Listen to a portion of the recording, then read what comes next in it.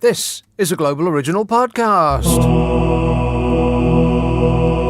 First off, these clips were taken from a date that read the same forwards and backwards. The 2nd of February last year, that's 02022020.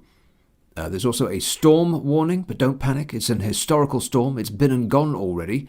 And first, a quote from a person who doesn't quite understand that when Labour said they'd get rid of food banks, it was because they were determined that people wouldn't need them under a Labour government. Dave says, a quote from a woman on the doorstep, I don't want Labour to win because they have promised to get rid of food banks and I need my food bank. You're kidding. Huh. Well, I'll go to the foot of our stairs. She's one of those people who'll probably end every unformed thought by saying, but I'm not stupid. Yes, dear. Yes, you are stupid. Rob says you don't have to be an EU member state to participate in Eurovision. You have to be a member of the European Broadcasting Union. Well, how do Israel manage that then? How do Australia manage that? Stanley says, a palindrome cannot be numerical. It applies only to the written word. Just thought you'd like to know. No, I would not like to know that, Stanley. Oh, what difference does it make? If it reads the same forwards to backwards, let's just call it palindromical. Why not? Now we're out of the European Union, we can do what we want. We can throw the shackles of those EU rules off. If we want a palindrome to be a number, it can be so. And the EU can't do anything about it. In fact, the EU can stick it. I mean, if this proud country can't have a palindrome that is a number as well as a word, then where are we? What is the point of leading the EU? According to Wikipedia, a palindromic number, also known as a numeral palindrome or a numeric palindrome, is a number that remains the same when its digits are reversed. Like 16461, for example. It is symmetrical. That's according to Wikipedia, which sounds like one of those evil European Union organisations to me. So, like I said, a palindrome can't be a number because the EU said that it can. And that is my final word. Peckham, William. Good evening, Nick. Yes, sir. I was wondering about the 2nd of February and it being the 02/02/2020. Yeah. So I looked it up and I discovered it's Groundhog Day. That's right. And then I thought to myself, what is Groundhog Day? And I don't know. So I just wondered if anyone could explain. Is it Punxsutawney Tim, or is that just from the film? I don't know. It's a large rat, and if they yank this rat out of its hole, screaming because it actually doesn't want to be pulled out yet. I think it's still hibernating. If the sun is shining and it casts a shadow, then we get more winter or less winter. I don't know. Who cares? It's a good film. You should go and watch it. I'm blind since birth, so I won't be able to. But thanks for explaining what it meant. That was just what I phoned for. Thanks very much. Okay, no, thank you. Thank you. Harold Ramis and what's this? What's this? This is information about the film Groundhog Day. No, this is real life now. This isn't Hollywood. This is real life. We're living through this. This is real life. This is all real life is. Can you believe that? No. Let's see if I can get one more in. Who's it going to be? Which lucky person? St John's Wood. Hello, Steve. Hiya. Do you remember Little Nicky Horn and Six of the Best? Vaguely. What was Six of the Best? Well, you had 6 categories over the night on another radio station where they had to suggest music, like music to play Prince Charles on his stag night. And I'm just thinking music to play for the Brexiteers, Self-Preservation Society, Burning Bridges from Dirty Dozen, Kelly's Heroes, isn't it? That sort of music for them, Well, like I said, 633 Squadron, the Battle of Britain, all that good stuff. From the war, when the bombs were falling from the sky and there was no food in the shops, the good old days. Yeah. But as I say, Self-Preservation Society seems sort of a bit sort of apt and tongue-in-cheek, Yeah, but there's nothing tongue-in-cheek about it. People are deadly serious about this kind of thing. That's what's alarming, Steve. But, yeah. Well, I mean, I'm just hoping that we'll end up with a proper English Parliament so that we can have the United States of the United Kingdom and have a federal system in our country. Right, well, you lost me there, but it doesn't really matter. What we've got is what we're stuck with. But thanks anyway. Maybe I can fit another one in. Who knows? I'll try this. Edgware. Hello, Angelo. Hello, Nick. How are you? Good, thanks. I was raised in Spain, and when new shop owners came over from different countries and opening shops selling electrodomesticals or selling food, their signs would be in Spanish and the language of the shop, which helped people to go inside the shop and not, what's this? And I think a lot of these people complaining about them not speaking English is because they see a lot of these Polish shops and there's Romanian shops and Indian shops, and it doesn't look inviting because you can't really see. But truthfully, if the British people were to walk in and have a look around, and be able to say, oh, what's this? What kind of sausage is this? They wouldn't feel so intimidated about four Polish people talking Polish to each other. Yeah, but if the signs were written in English, they'd probably have trouble reading those too. Don't forget that.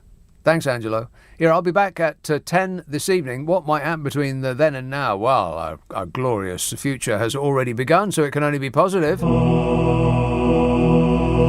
And I will talk to you tonight at 10, if you are of a mind. If you stick around, Steve Allen will set you straight at 5 o'clock, but right now it's Matt Stadler. Now, Nick. Yes. You still there? I am still here. Are you still there? So far as I know.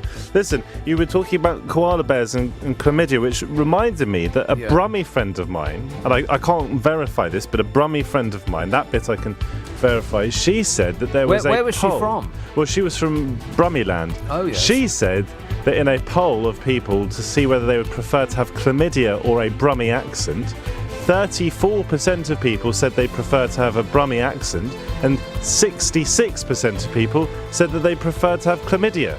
Right, of course, a Brummie accent is a defence against having sex. That's not a controversial thing to say, is it? Very quick. This is LBC from Global, leading Britain's conversation with Nick Abbott. What the hell is going on? I like to obey the law. He lied. America's a dictatorship now. We're all in very great danger. Still, never mind, eh? Britain is going to be hit with 5 days of extreme weather from right now, bringing heavy rain, deep snow and 80-mile-an-hour winds as Storm Ciara sweeps the country, which is an odd name to give a storm. Ciara. C-I-A-R-A. Isn't that the male bedroom performance medicine? Disgusting. What a weird thing to name a storm. Heavy rain, deep snow, 80-mile-an-hour winds, thunder, lightning, very, very frightening me. Rock and roll! The Met Office has imposed consecutive weather warnings for fog, snow, wind and rain. Well, make your blooming mind up. What's it going to be? Fog, snow, wind or rain? All of them. Beginning today and not letting up until Tuesday lunchtime. Blimey. I bet it doesn't happen. They keep warning about this stuff all the time and, we just wake up and it's another day. Fog, snow, wind, rain. A warning that starts now and ends on Tuesday lunchtime. About 1:30. They're predicting up to 4 inches of snow and 3 inches of rain, which is 7 inches in total. And you multiply by 9 and divide by 5 and add 32 to get feet. So 7 inches times 9 is 65. 7 nines is 65. Divide by 5 is 5 into 65 is 5 goes into 6 once with 1 over. So that's 15 and 51. 5 into 51 is 12. So that's 612 plus 32 is 646. There's going to be 646 feet of rain and snow this weekend. Can you believe that? No. The government said it's standing by to support affected communities. It's okay, everybody. The government says it has everything under control. Oh, no. Run to the hills. You're all in great danger. Power companies are moving crews to areas where they expect the supply to be cut by trees falling on electricity lines. Those areas include everywhere. The storm is expected to hit Scotland first from 12 p.m. tomorrow. Now, that's midday, right? 12 p.m. Is 12 a.m. midnight? Because if so, why? 12 p.m. tomorrow, 11:59 in the morning tomorrow. And then the whole of Scotland is set to brace for winds gusting to 60 miles an hour. And the warning for that expires at midnight tomorrow night.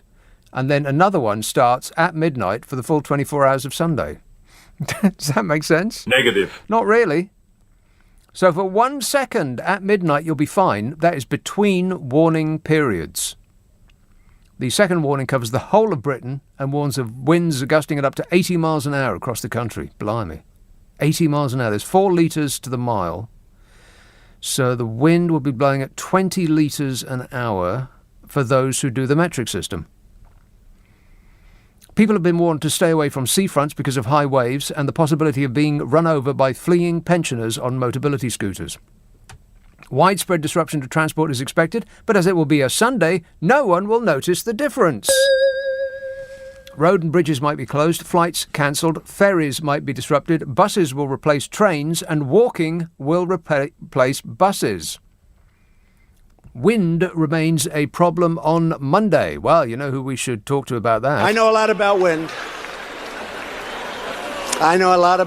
That's probably because he eats all of his meals out of a bucket. Then there's the additional threat from heavy snow, which has prompted yet another yellow warning between midnight on Sunday and noon on Tuesday. Warning, warning. Don't eat the yellow snow. The Met Office released a statement about this. They said things will take a dramatic turn on Saturday when we will see the start of atrocious conditions. The country will experience the full range of winter weather that it hasn't seen for some time. Yeah, Noah didn't see such weather. We're all going down. I can't remember when they announced their fears quite so boldly. Can you? I mean, the word atrocious is rather alarming, don't you think? Snow and rain and fog and wind. I think that's everything. So, I bet if I look up the weather on the Met Office thing, I bet it doesn't say any of that. One moment, please, while I check. Saturday, a perfectly nice day, 11 degrees, the high. Partly sunny. See? See? All right, maybe that's Scotland. I'll check Glasgow. Checking Glasgow. Well, let's see. It's raining tonight and raining tomorrow and raining on Sunday and raining on Monday and raining on Tuesday and raining on Wednesday and raining on Thursday and raining on Friday and raining on Saturday and then raining next Sunday and on Monday and on Tuesday and on Wednesday and on Thursday. I'm not making it up. Every single day it's going to be raining in Glasgow. Oh, well, never mind. Never mind, eh? So tomorrow, strong winds and heavy rain showers. Oh, well, like I said, 56 mile an hour. Blimey.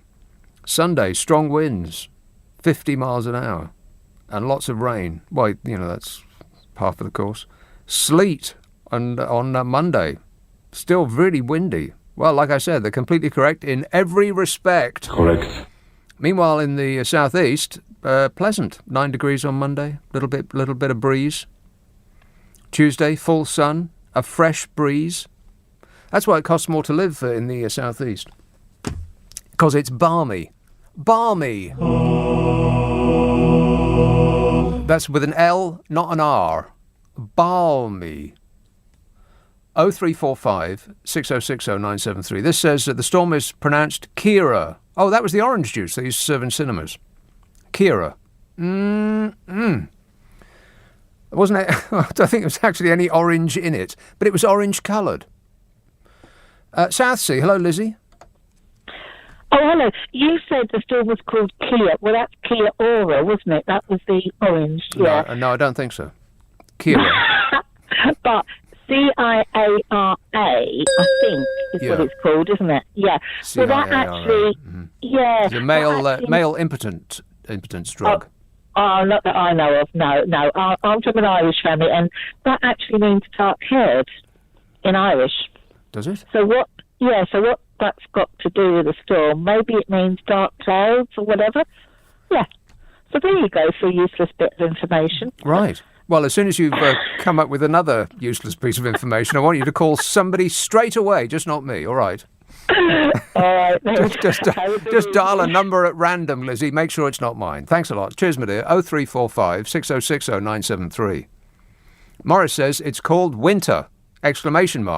Which I find offensive. The exclamation point is it rather suggests that I'm an idiot. On my own show. You believe that? Yes. He says it's been a beautiful week here in Cosley, wherever that is. So it just sounds like scaremongering to me. Yeah, that's the thing about the weather, is your previous experience of the weather is always an indicator of what's coming next. Yeah. Oh, last week was fantastic. It can't possibly be horrible next week. Where's Cosley, by the way? Not that I really care. Stan says, Nick, you're the Donald Trump of arithmetic. Yeah. Well, okay then. I love the poorly educated. Thanks very much. Let's have... These people are very keen today. Very suspicious. Chelsea, hello, Mark. You're brilliant. You know, we're all going to die, you know that, Yeah, we are. Mm-hmm. By Tuesday. Yeah, we are. Yeah. I know, Tuesday. The storm's coming in. We're all going to die on Tuesday. You want to put your affairs in order, Mark? Huh? Exactly. You've got a lot of work to do. I'd get an expert to help you with it if I were you. 0345 6060 973. You can text 84850. Email nicka@lbc.co.uk. And if you're on Twitter, it's @LBC. What time does this show start, by the way? Oh, that should have done something. I pressed the big red button marked next, and nothing happened, which is alarming. Shall I try it again? No. Oh my God, we've got a major malfunction. I bet the woman through the glasses working on that straight away. You've got no idea what's happening. The next button doesn't work. The ads don't work. Oh no! Yeah, we're in big trouble. Huge. That's my favourite part. Anyway, I'll carry on. Let's have Stains. Ooh, Anthony. Evening. Yes, Anthony. At least it's not poorly green. Say what? At least it's not poorly green. At least it's not Pooley Green. I'm not reading from Pooley Green, which has been marginally worse. I don't know what you're talking about. What are you talking about? You said Stains. Stains, yes. Yes. My point is that I thought everything was Theresa May's fault. It is, well, no, that's not true. Everything is Jeremy Corbyn's fault. Oh, I see. Well, Trump blamed everything on May, didn't he? I mean, they kind of fell out. And the Brexiteers blamed everything on May. Yeah, Donald Trump fell out with Theresa May even after she helped him down that very steep ramp at the White House. Do you remember that? Yes, I do. He clung onto her hand as though it was life itself. Indeed. She was the most stable one going down that ramp in those shoes. Can you believe that? I know. But you threw everything at him, but it still didn't work out. But now, of course, sadly, Boris seems to be falling out with him. No, Boris is crawling across the carpet begging his forgiveness because we are, in our desperation, are asking the Chinese to fix our phone system for us. We can't afford anything in this country. But now we've got the coronavirus. Yeah, the mad bat disease. It's a bit sad, isn't it? Yeah, well, I'll tell you what's even worse is those poor people from the Wuhan clan. They come back here with the mad bat disease and they're being sent to Milton Keynes. As though those people haven't suffered enough. All right, thanks a lot, Anthony. 0345 6060 970. I thought that was insulting. I mean, you know, I don't mean to besmirch the good name of Milton Keynes, but I'm not taking number one. I don't care if I do die. I'm not taking this bloke here. Hello, Ken. Hello there. Yeah, I'm not taking a call from you, I'm afraid, at this point. I'm very, very busy. You have a direct line to God, so you should know that already. She should have told you, capital S. Have you heard the word of Jesus, Nick? Have you accepted the Lord into your life, Nick? Are you having trouble keeping up? Go on, put another one up. I tell you what, I'll set up this. Not only is the weather bad, but the climate is bad as well. By which I mean the environmental crises that could tip the planet into a global system collapse. Oh, no. This is the warning from more than 200 global scientists. It's okay, I was worried there for a minute. It's just the word of experts, and we are no longer interested in the opinion of experts. We'd rather take the opinion of people who know a lot about this sort of thing. Trust me, I'm like a smart person. Or some random stranger on the internet. 200 global scientists are telling us that overlapping environmental crises could tip the planet into a global systemic collapse. And you know what our response to that was? We whined at David Attenborough for preaching to us on his last excellent TV show. This beautiful turtle has choked to death on a plastic bag. People complaining, oh, I don't like it. We like the cheetahs and the tigers, but we don't like the lecture that went with it. Can you cut that out, please? And so they promised to do less of that next time around. No, David Attenborough, do more of it.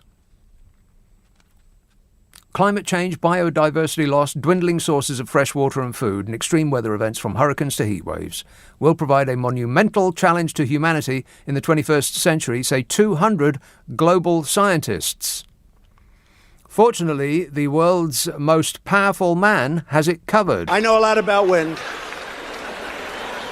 Out of 30 global scale risks, these 5 topped the list, both in terms of likelihood and impact, according to scientists surveyed by Future Earth, an international research organisation. That is climate change, biodiversity loss, dwindling sources of fresh water and food, and extreme weather events, from hurricanes to heat waves, which we're going to be, well, not the heat wave part, but we're going to be experiencing a lot of that this weekend. Climate change is coming to a destination near you soon. I'm just going to try this again, just to make sure that I didn't hit it wrongly, because it is quite important. Well, it's the most important part of this programme, the adverts. So I'll just try this again. No. So either the button doesn't work or the ads don't work. Or I guess what? I could try it on the screen. One moment, please. If this works, there will be. You will be delighted by the message you're about to hear. No. Okay. I'm pretty sure I've done everything that I should have done. I'll recalibrate during the news. Yeah, there's an inkling that I didn't do everything that I should have done, but all the lights are working. You know, if I was in a plane right now, I'd be totally confident that I'd gone through the checklist, and I hadn't left the door open or the wheels up. And the pilot and the co-pilot, they didn't eat the fish. So it's not. This was like this when I got here. Pretty sure about that. Are we on the air? Yeah. Very hard to tell. I could be just sitting in a room just gabbling away to myself. This is what I would be doing, by the way, if I didn't have this job. I'd be sitting in a room just talking to myself. Amazing that they pay me to do this. Can you believe that? No. I actually get money for doing what I would be doing in the squalor of my own front room, just shouting at the television. So anyway, back to our imminent demise. Out of the 30 global scale risks, these 5, climate change, biodiversity loss, dwindling sources of fresh water and food, and extreme weather events from hurricanes to heat waves, are the toppermost in terms of likelihood and impact to do us all in. They're at the tippity-top of the list. It's incredible in, as we would say, tippy-top shape. Tippy-top. As we would say. Only a child would say that, Donny. You orange, demented crim, you.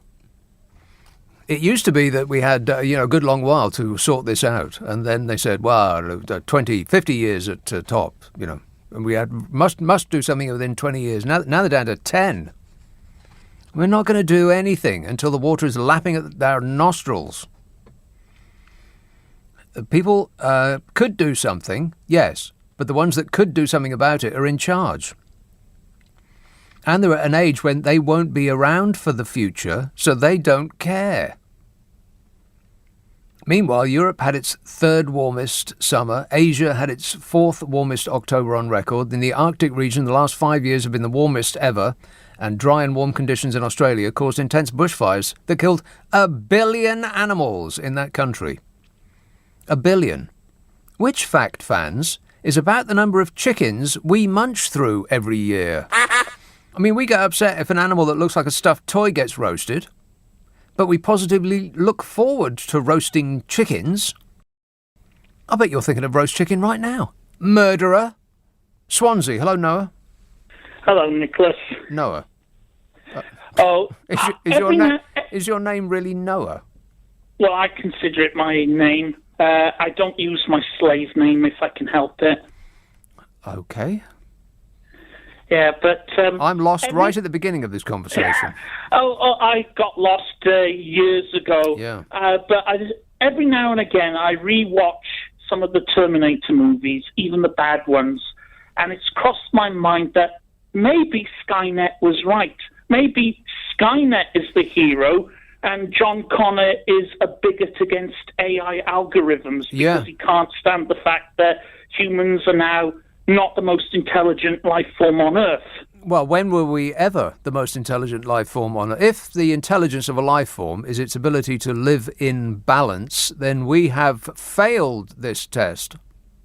Yeah, and every day there's some new low that humanity manages to plummet to. It's like humanity at the moment is like a bottomless abyss. Yeah. I mean, I know, we keep, dare I say it, we keep trumping ourselves. I'm president! Can you believe it? He's the most powerful man in the world. If aliens from space came to this Earth and asked to be taken to our leader, we'd have to take them to him. Bing bong! That guy. And that's it. If you subscribe to this podcast, the next episode will get squirted up your life as though by magic on Mondays. And don't forget the other podcasts that I do. There's the one that I do with the delightful Carol McGiffin called What's Your Problem with Nick and Carol, in which Carol McGiffin and I try to solve people's problems while guffawing like seals. If you want us to have a bash at your issue, send it to the following address, nickandcarol@global.com. That's nickandcarol@global.com. And prepare for total satisfaction. There's also the Whole Show podcast, which is, as it sounds, the whole show that I do on the radio Friday and Saturday nights with the ads and the news stripped out. It'll take less time to listen to, which means you'll use less electricity and you won't have to go on the game to pay your fuel bill. And I'll be back on the radio Friday, Saturday, Sunday night at 10. Till then, I'll be seeing you. Bye-bye.